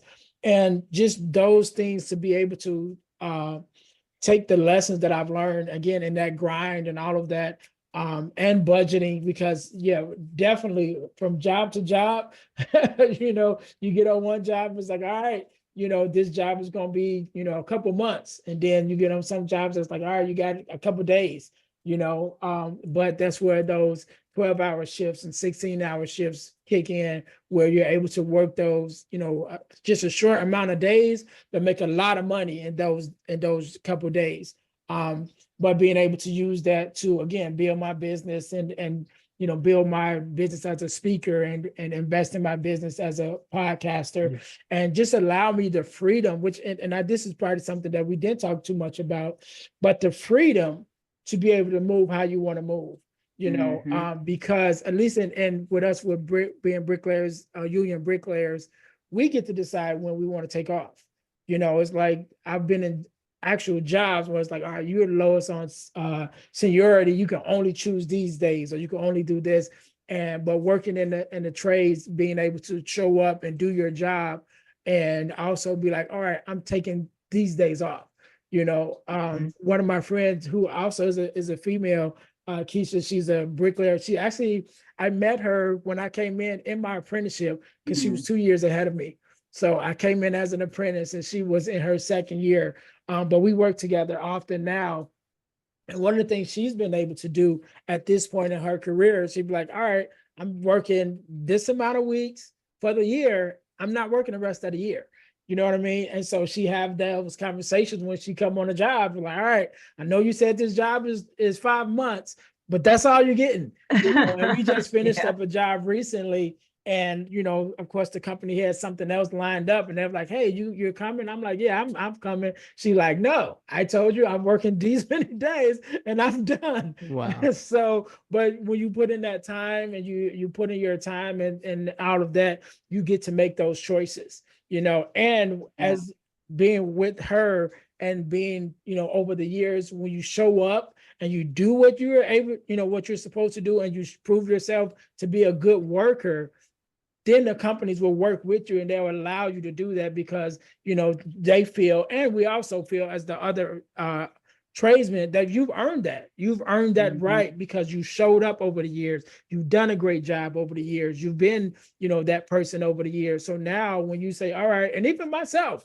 I'm at the point now, I'm like, hey, I'm 20 something years in, I'm coming these days. These days I'm not coming. You know what I mean? If that's what it comes down to. Like we mentioned about the conference coming up for Next Level. Yeah. I called my boss. The schedule came out for next week, Friday. And I called him like, hey, I told you I'm not gonna be here. You got me down for a couple of days next week. I'm not gonna be here. So I don't know. He's like, all right, yeah, I'll adjust it. But because I've done well, over the years, and I've showed up and I've done my job, it wasn't an argument. It wasn't a, no, you can't take those days. I need you here. It was none of that. It was like, all right, you said you're not going to be here. I'll adjust the schedule, and then we get to have that time freedom. So I think that's one of the benefits of, being a great worker and a great tradesman, is once you put your time in, you have that respect on the job site. Well, and just think about this, so let's just say you get in when you're between 18, 19, 20 years old. You purchase a home at that age. 30 years later, you're 50 years old, your house is paid for. Actually, I bought my first home when I was 25, and I sold it about 5 years ago, but it would have been paid off by now, had I not sold that house. But so just to think, I would have a house at 50 years old and my home is paid for, vehicles are paid for. So these are the things that the skilled trades has allowed me to do over the years, because of all the money that I was making in a short period of time. Then, you learn how to make it stretch, but you still keep investing it in. So to be someone at 25, and I have children who are that age now, and I'm trying to encourage them, look, purchase a home, do these things now, because when you get to my age, you won't have to worry about trying to work because you have to work. You work because you want to work. Yeah. Yeah. Or you could do the work you were called to do, Or right? you work, Because you can sometimes, yeah, that decide to, occupation will interfere yes, sometimes, that's right. especially if you don't handle your business. Yeah. Absolutely. Absolutely. And you can do Shoot. the things that are refreshing and rewarding to you. Yeah. Yeah. Yeah.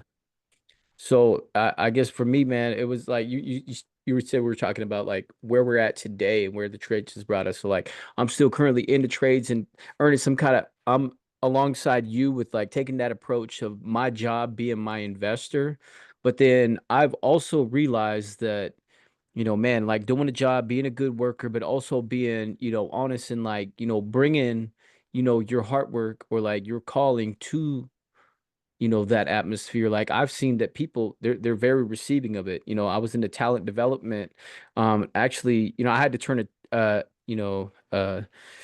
trade I, I guess it's called craft development. And Mhm. it was an opportunity that I actually turned down because again, it was like a $30,000 pay cut.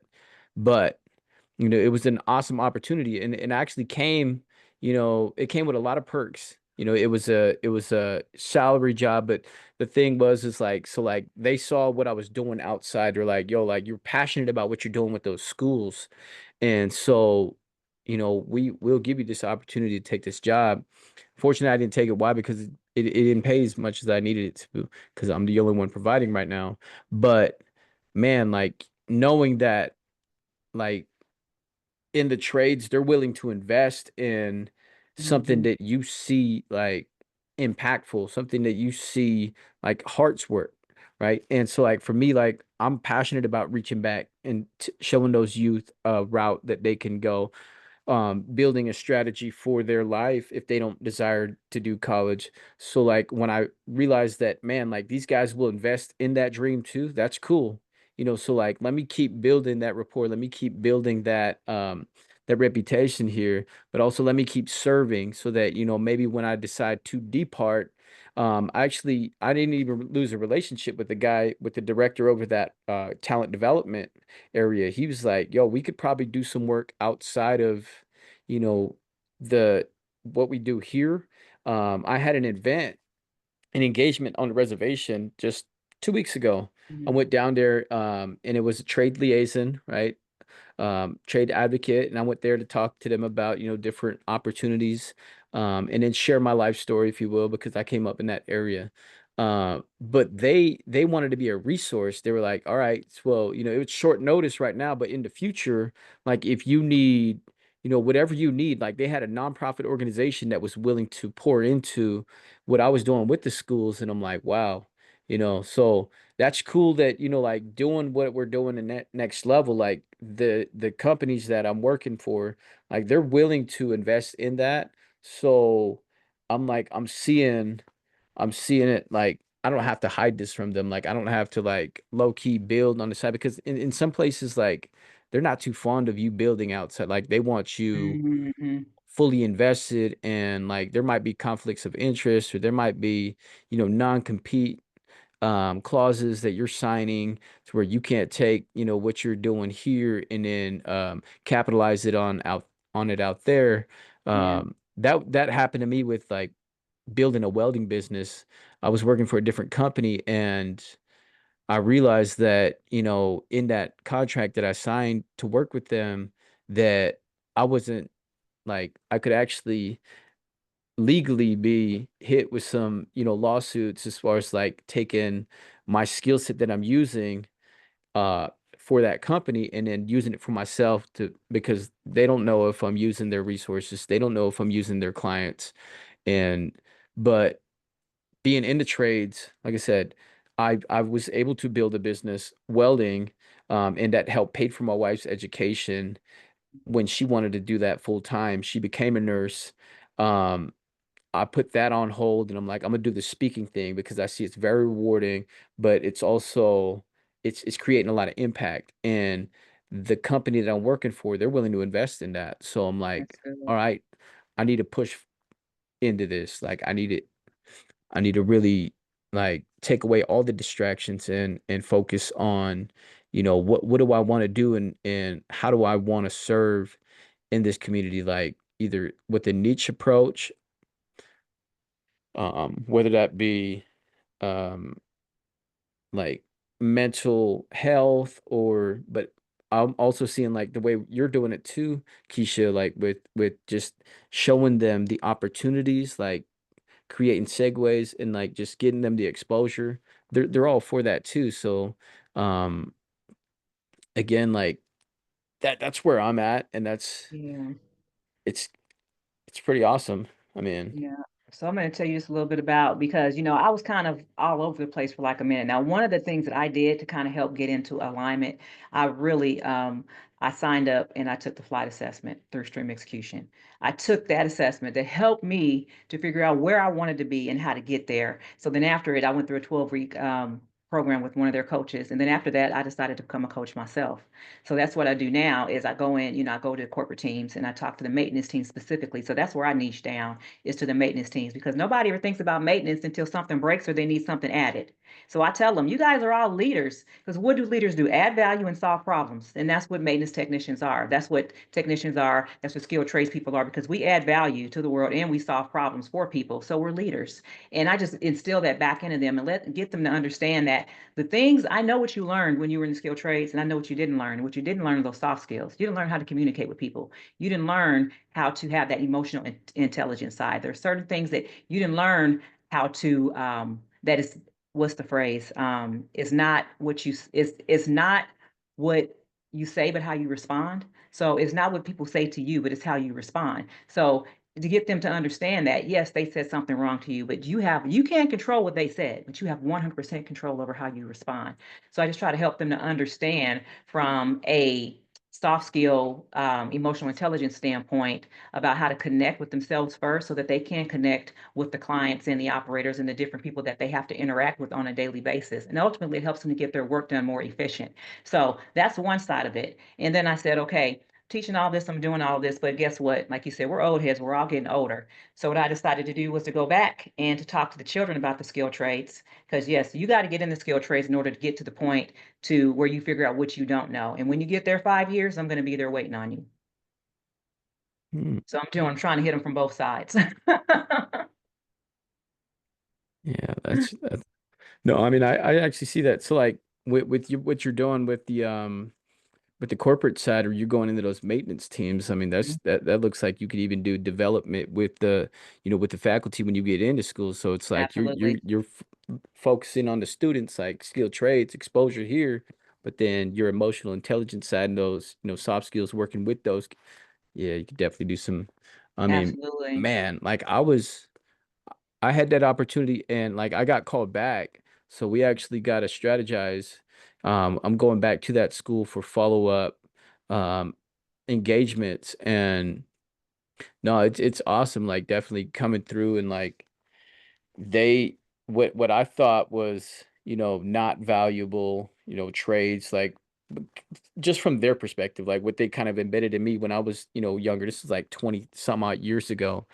Like, I'm like, man, like I used to think that I had to have a degree to show up here and add value and like, make a Hmm. difference. Like, no, like I was just executing in this craft. Like I just did very well. And like I wanted to make a change and make a difference there, but and it actually brought me back here. So yeah, no, it's cool to be able to, Yeah. definitely make impact and, get paid doing it. Like, Absolutely. Look, before I forget, see, these are all my wristbands that I have. I give these out in my workshops to people. These are all the different personality types. And so it helps, each personality type, they consider it a superpower. So lets them know what their superpower is. And it also lets them know how to work with someone else. Like, oh, now, okay, if they are, and I'll tell you quickly what the four personality types are, but you have a pilot, flight attendant, grounds crew, and air traffic controller. So each one leans into something different.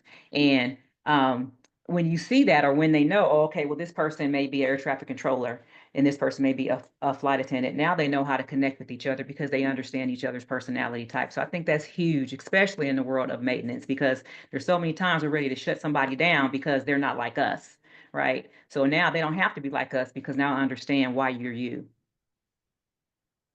yeah, that's that's cool. So when you use your flight assessment, are you I, I think that's pretty cool because I think you kind of said it earlier, like knowing, having that emotional intelligence of each Mhm. character, you actually can connect to them, how they learn, how they communicate. That's cool. Absolutely. Like I've actually did the assessment way back. I think I did it when they were still using the disc, Well, right? that's the and they still so the disc is the foundation. So the disc, so what the Yeah. flight assessment does, it adds another layer on top of the disc. So the disc tells you who you are. Flight assessment talks about why you are that way. So it goes into a little bit deeper about who just you as a person. Because once you understand you and what your language is, it helps you to understand other people as well. And that's one thing that we constantly get training. Every week I'm on calls with the leaders for extreme execution. They're Brandon and Moose and ET. So they help us out tremendously in trying to understand this because it's not something that is going to be a one and done. I have to constantly develop my learning and my training so that I can help other people. I can't just say, okay, well, I got it. Nope, that's it. No, I'm in training classes weekly. Sometimes, Mm. oh my gosh, oh, sometimes a couple of times a day for certain calls, and maybe start in the morning, then in the afternoon, then some in the evening. So sometimes 3 times a day to where I'm getting these training courses out on top of the information that I'm working with other people through my CEO mindset. Um, and I did have a QR code I was going to put up here, but if anybody's interested in taking the flight assessment, so I do want to share that after you guys get talking. So because we do got to wrap it up. We are at almost our hour and a half here. Yeah. But why don't you guys just talk about, and Ernest, I know you were going to say something, but let's talk about what you guys have going on too, with anything that you have coming up as far as your workshops and projects. All right. Well, I have a couple things coming up. Again, mentioned earlier, I did our second single parents conference recently. I was one of the speakers at that event. We actually created that event last year, was our first year doing it. We did it again this year. And this year we focused on parents and children with autism. That's where our focus was. But also I have coming up is my first annual daddy daughter dance for dads Oh, and daughters of all ages. That's going to be on June 29th, which is the Sunday after Father's Day. We're doing that again with my podcast, Girl Dad Discussions. As being a girl dad, I talk about one of the things that I regret that I missed was my daughter's daddy daughter dance when she was like 7 or 8.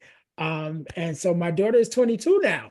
And Mm. so we never had that opportunity. And so I said, you know what? I started the podcast and I said, I want to create that opportunity for myself, but also for other dads, other girl dads to share those moments with their daughters. And so we have our very first daddy daughter dance for dads and daughters of all ages coming up wow. on June 29th.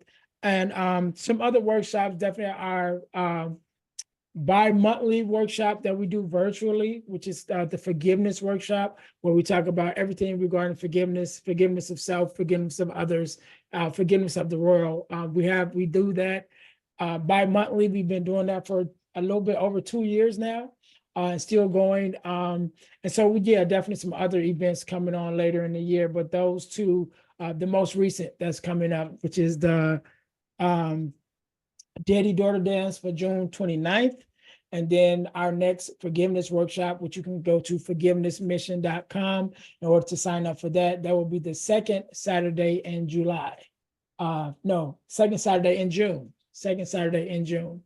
That we'll be doing that. So those are the two things that I have coming up. You guys can check me out more at ernestjamesspeakslife.com. Again, that's ernestjamesspeakslife.com to have me to come out to be a speaker or workshop organizer or workshop facilitator at your school. So that is what I got going on right now. Awesome. Awesome. Awesome. What about you, Dom? So right now, I'm building a follow-up not necessarily workshop, but engagement for one of the schools that I work with up on the reservation. It's like a write the vision, make it plain. So we're gonna actually, get I'm gonna put together some worksheets, and I'm gonna help them develop a vision on the direction they want to go. Like some of you guys, man, you're seniors. Some of you guys, you just entered the seniors. Some of you guys become juniors, right? And so we're definitely gonna work on that because they'll be starting a new year, and it'd be something they can work toward, and then me come back towards that right before graduation, so spring, and then follow up with them then. So I'm working on that with one of the schools up north. I have a native success program that I do work with here locally. And they had funding issues with what was going on with the administration and all that. So they wanted to do some work with me as far as, going back. That was kind of just like a self-awareness because we were working with like a lot of challenge teens that were like just, I mean, for them, they were, the ones that were in school suspension. So just kind of getting them back on track, kind of giving them my story on like how I navigated what I was going through at the time. Like, because a lot of them, it's really issues at home that they're bringing to school, and they can't necessarily connect, or they're not able to connect with the counselors that they got. So they're bringing in people like me, of course, that have been in there, kind of like speaking to that kid that I used to be. So I'm working with them there. And then as far as that, I'm still like I'm still trying to build up my platform to where, which direction I'm going with my podcast, and then pushing out more content. So those are things I'm working on right now. And then um a lot of ministry, working with the new members. So I get to pour into new members every week. And a lot of them, they get curious about what I'm doing, and they want to get on track with that too. So yeah, that's stuff that I'm working on right now. So yeah, that's all I have really going. All right. Well, I know immediately I have, what is this month? Beginning June. So I have a workshop coming up June 24th in Memphis, Tennessee at the library on Poplar.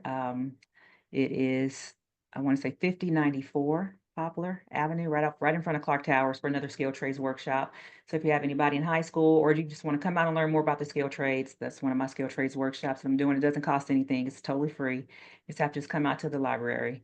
Um, Last about an hour. So definitely pull up if you guys are interested. Send your kids, they're sitting at home in the house on summertime, bring them up there and drop them off at the library for about an hour.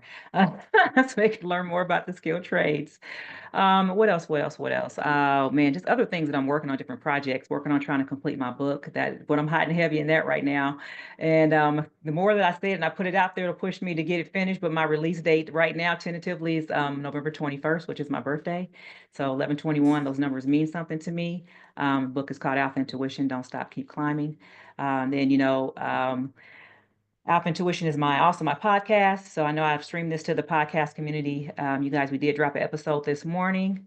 So if you would please go over and like and share, watch those episodes. They come out every Saturday morning at 6 a.m. What else do I have going on? Oh, I got a couple of vacations coming up. I think they're working vacations, but they're still fun. So like next level, I'm going to the conference. That's not really a vacation. I'm going to enjoy being there. I am in Terry Cowser's community. She has a cruise called Wealth on Water. Definitely looking forward to going on that. Oh, nice. Um, and in the meantime, just got some more workshops coming up. And I know we're probably going to do this again. We'll talk about it offline. But if you guys missed it, just know that we will definitely be back to talk more about the skill trades and the different things that we have done throughout our careers, just to let you guys know that it doesn't just stop when the building is complete. We go on, life goes on. Um, and I try to tell people that, that look down on construction workers, we bring electricians, we bring the world to life. We bring light to the world. You build buildings, and then the iron worker, that's the frame. I tell people the iron workers, they're the ones that go in first. Of course, you have to have the electricians that bring the power in, but you guys are up there putting those frames in, making sure that the buildings are framed up and that they're sturdy. So the skilled trades are definitely needed. There are over 500,000 jobs open across the country right now. So we definitely need skilled trades workers out there. Yeah. Yeah. Yeah, that's probably a topic we could definitely hit on hard. It's like the Hmm. deficit and the opportunities that are arising because they're throwing a lot of incentives out there. Like Yes, all across the country. that's And what just, I'm seeing, yes, yes, especially here in yes. Arizona, because like we're now the new tech hub of the United States. Like Mhm. they're moving away from Silicon Valley and they named Phoenix the Silicon Desert. Like, man, I'm at that Intel. We got the Taiwan Semiconductor. We got a bunch of data centers coming up. So yeah, we'll definitely. I mean, shoot, share those opportunities that like. What you thinking? All the EV stuff that's coming up in the electrical world. Everything is the Ooh, electrical vehicles, everything's going solar, just yeah, all and even AI, I try to tell people it's a tool. It's not anything that's going to take over my job. It's not going to take over your job unless you let it. So you have to make yourself marketable and learn how to use it. Because eventually, robots, when they came into existence, I learned how to program the robots. Robots go down. They may yeah, work longer, they don't have to take breaks, but eventually they need to have maintenance done on them. So maintenance is definitely an environment that is beneficial for someone that decides to do something beyond the skilled trades. Yeah. yeah. And also, I mentioned earlier about COVID. Even during COVID, we were what Essential they call workers. essential. Yeah, Mm. essential We was were what we essential were called. workers. Oh Essential yes. Yes. workers. So we were They still was I doing never. shutting I down took work. no days construction off. sites. I took Yeah, no we, days we were off during still out COVID. there building roads and building structures and things of that nature. So yeah, there's a lot of stability in being in the building trades. And then like you mentioned, Keisha, just in our everyday, how often do you need something goes on with your lights? You got to call the electrician. Look, Something going on with your chimney, you got to call the bricklayer. I Even helped with to the open up several foundation. facilities during COVID. Yeah, I helped to open up several facilities and also transition several of them during COVID because work didn't stop. Depending on where you work, maintenance still has to go on, packages have to be delivered, food has to be, people have to get food, groceries, all that stuff. So there's some workers that just never stopped working. Even we actually got more work during COVID. Yeah. And I was a Yeah. little bit mad because I wanted to sit home when I was looking at some of the checks they was getting. I'm like, if I could sit at home and get that, The beauty so of it, but it was that yeah. less traffic on the freeway. I was living in Oh my California at goodness. that time, so Yeah. less Oof. traffic. Yeah. Them freeways were cleared up. That's about it. All right, you guys have any parting words before we get up out of here? Yes. First of all, I'll say thank you, Keisha, for doing this. I know this is something that each of us do separately, because we all three of us definitely believe in the trades and know the effects and how much it's been a benefit in our lives. But definitely thank you for this vision of bringing us all three together to have this platform.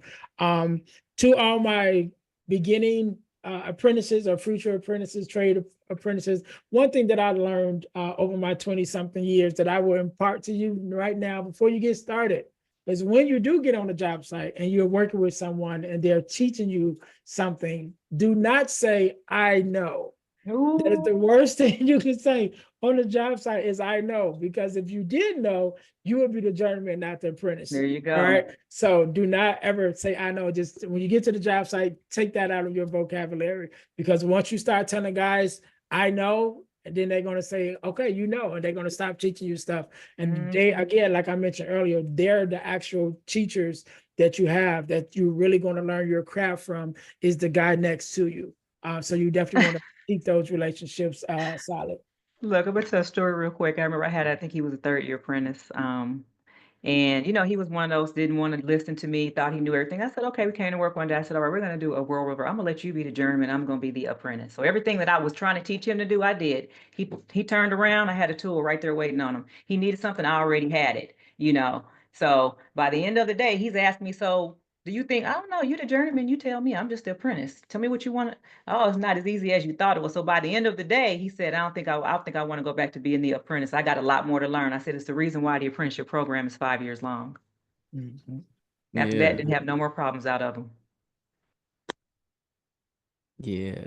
No, like if I want to share anything for any of you guys wanting to get into the trades, like man, there's so many options out there, right? Find that one that aligns with, what you're passionate about. And also like, Jeremy, not Jeremy, Jamal King says, man, like your level of exposure will determine your level of success. Like, don't be Mm-hmm. afraid to learn new things, right? I felt like, when I got into these trades, I noticed that the more skills that I developed, the more knowledge I acquired, the more of an asset I became. Like, I no longer was just a welder, like I became a pipe fitter as well. So I didn't necessarily need a pipe fitter hanging around me because I could fit my own fits and weld my own fit ups, right?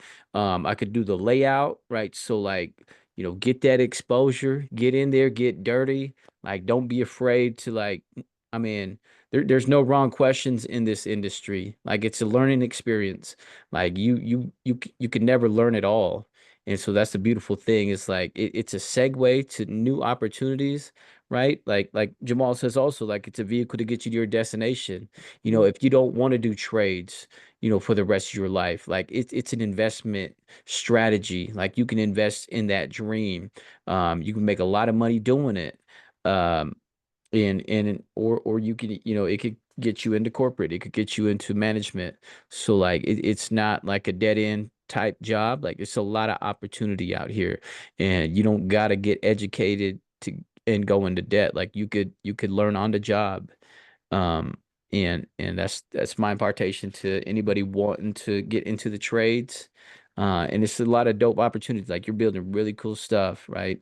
Especially when you get into the building side of it. Yeah. Mhm. And I want And to just jump on that real quick. One of the things that you were saying, Dom, is when you get into the trades, because you're working with all the trades, you start picking up knowledge from each trade. Mhm. So now even though I'm a bricklayer, there are some things I do know because I've been working with the electricians, and then there are some other things that I pick up by working with the laborers. So you're working with these other craftsmen, so you're actually learning other crafts as you learn your craft too. And even more so, that's important is the relationships that you meet, that you build over time. Because there's been plenty of projects that this guy's like, hey, I got to build this. I'm building a garage for my house, and so because of his relationship with some of the electricians on the job, they're like, oh, okay, I'll come run the electrician for you. Okay, you got to do the roof, but we got a relationship with roofers, and they're like, oh yeah, I'll come do the roof.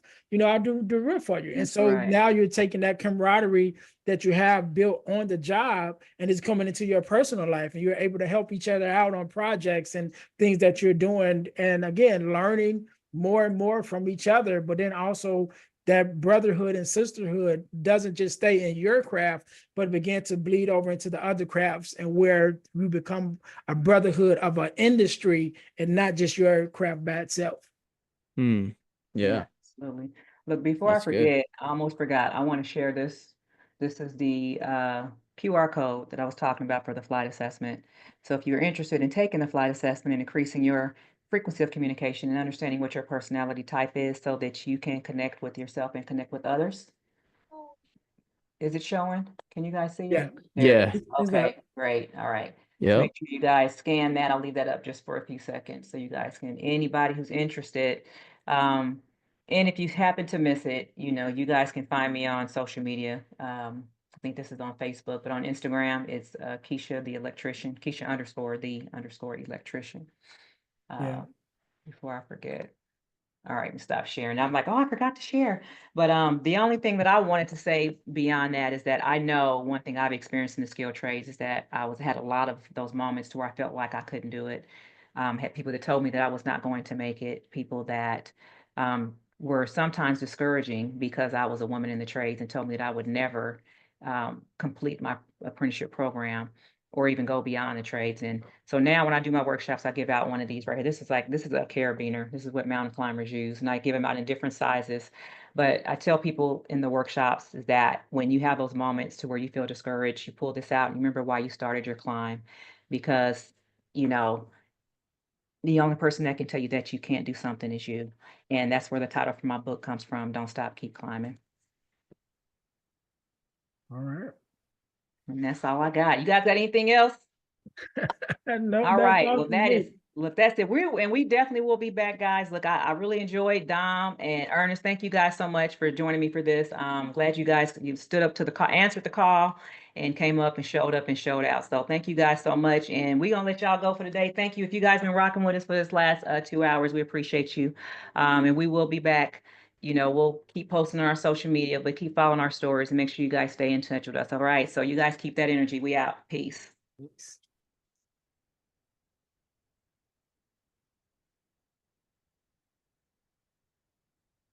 I think it stopped. Let's make sure. You're still recording, so No, yeah. no, no, no. I think it was a lag in it because I found the button where it would. No, we're Yeah. still recording on here. Yeah. Yeah, we're still recording. Yeah. The All right, let live me ended stop this. on Facebook. I saw that.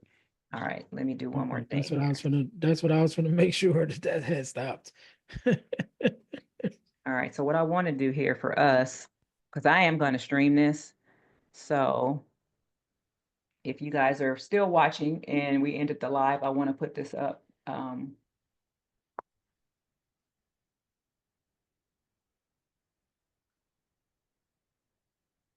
Because we do want your feedback, and I'm taking a little bit longer than what I should be taking. Let's see. Here we go. It is.